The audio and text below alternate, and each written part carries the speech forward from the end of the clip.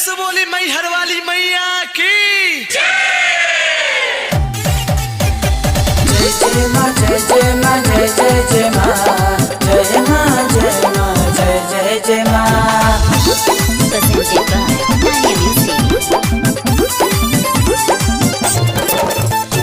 कलसा गाना जल्दी आवे की जय माँ ले आवे की 9 दिन ला पाठ कहावे की जय माँ कहावे की कलसा गाना जल्दी आवे के 9 दिन ला पाठ कहावे के दिल्ली से आजा मोरे सैया हो करे के बनोमी के पूजैया हो हाँ बदली समैया हो मोहरिन से डगर बजावे के बजावे के हर कलसा गाना जल्दी आवे के जय माँ ले आवे के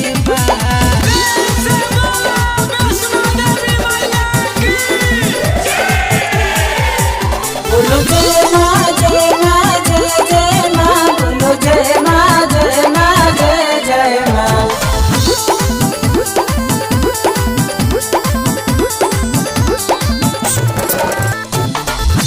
चुनरी ले आवे परी बलिया बाजार से दियावा ढकनिया लइहा जाई के कोहार से। जय हो मैया शेरा वाली जय हो मैया जोता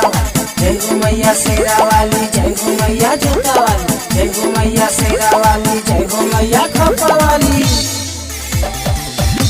चुनरी ले आवे परी बलिया बाजार से दियावा ढकनिया लइहा जाई के कोहार से जाई के कोहार से सातों बहिन के बुलावे के जय माँ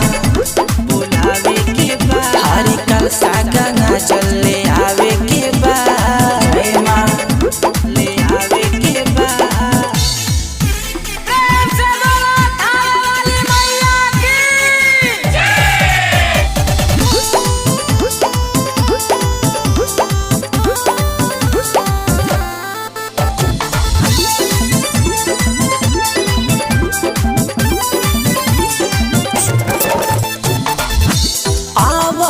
सोनू संगम पूजा बाटे भारी कैसे अकेले हम करब तैयारी। जय हो मैया शेरा वाली जय हो मैया जोता जय हो मैया शेरा वाली जय हो मैया जोता वाली जय हो मैया शेरा वाली जय हो मैया खपा वाली। आवाए रोहित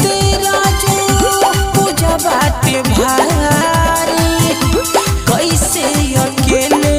हम करब तैयारी रूपक से पचरा गवावे के जय माँ गवावे के हरी निमी हो पजुआ लगावे के जय माँ लगावे के कलसा गाना चले आवे के 9 दिन ला पाठ कहावे के दिल्ली से आजा मोरे सैया हो करे के बनोमी के पूजैया हो हाँ बदली समैया हो मोहरिन से डगर बजावे के जय माँ बजावे के हर कलसा